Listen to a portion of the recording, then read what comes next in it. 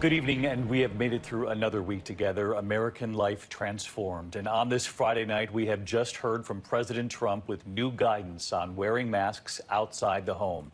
The president saying, in light of new studies, the CDC is announcing the use of a non-medical cloth face covering as an additional voluntary measure. Voluntary was a word the president repeatedly used with regard to masks. They do not want a run on medical masks in this country. The number of deaths surging in the U.S. In New York State alone, 562 deaths in just the last 24 hours, the majority in New York City.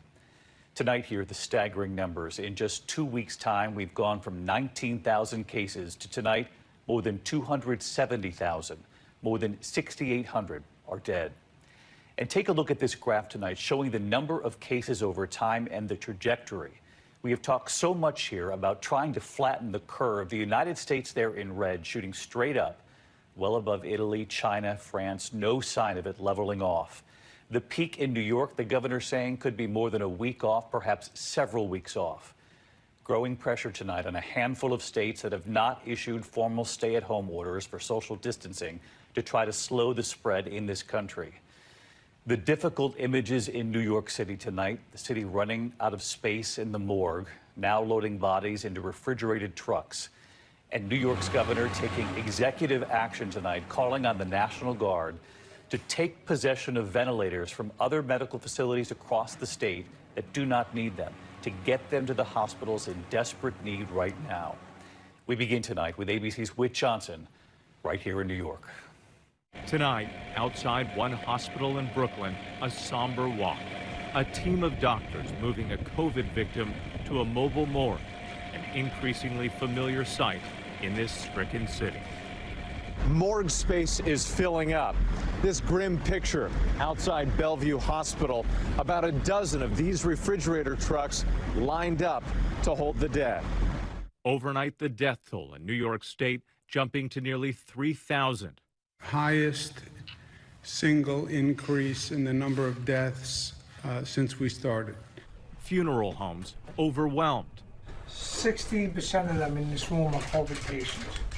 Pat Marmo delivering tough news to grieving families. I would love to pick up Grandma now and have her under my roof where I could watch her, but I don't have the accommodation to get her right now. Tonight, across America, the National Guard building field hospitals in Michigan and Connecticut, disinfecting nursing homes in Georgia. But here in New York, Governor Andrew Cuomo giving the troops different marching orders to seize ventilators from medical facilities with lower needs and redeploy them to hospitals in crisis. I'm not going to let people die because we didn't redistribute ventilators. The Trump administration has criticized states begging for supplies, accusing them of exaggerating the need. The notion of the federal stockpile was it's supposed to be our stockpile. It's not supposed to be state stockpiles that they then use. But today from the president, a pledge. We will take every action and will spare no resource, financial, medical, scientific. We will not spare anything. We'll get it back into shape, the Empire State. In New York today, staggering numbers. More than 100,000 people testing positive for coronavirus. Victoria, a school nurse, is one of them. I am worried about me. I don't want to go out like this. I'm afraid. But I'm afraid that I'm not going to get a chance to see my family again. I'm afraid for what's going to happen to our country. Tonight, mounting pressure on the governors who have refused to issue stay-at-home orders. 1 week ago, KIV of Alabama was defiant. We are not Louisiana. We are not New York State. We are not California. And right now is not the time to order people to shelter in place. Today, there are 1,300 people testing positive for COVID in Alabama. 21 have died. Ivy now announcing a stay-at-home order effective this Saturday. Missouri tonight issuing its own order.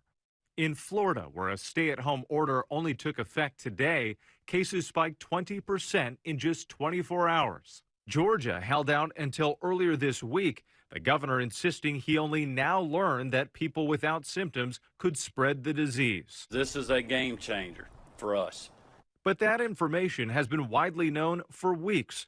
President Trump has resisted pushing holdout states to act, but Dr. Anthony Fauci has been blunt. If you look at what's going on in this country, I just don't understand why we're not doing that. We really should be. Tonight, President Trump with an announcement about masks. The CDC is advising the use of non-medical cloth face covering as an additional voluntary public health measure. So it's voluntary. You don't have to do it.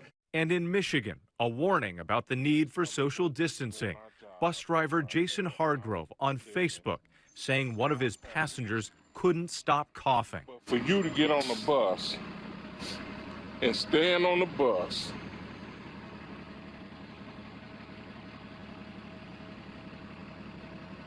and cough several times without covering up your mouth, that lets me know that some folks don't care. 4 days after recording that message, Jason developed symptoms himself and died this week.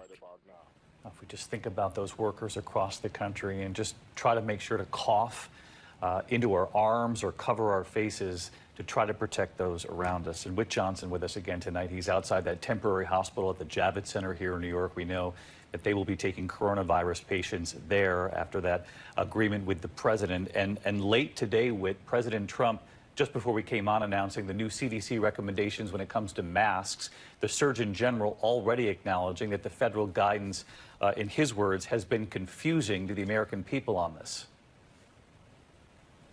David, initially the White House was against face coverings for the general public. Now they are recommending non-medical cloth masks. But President Trump emphasized that it is voluntary and that he himself probably won't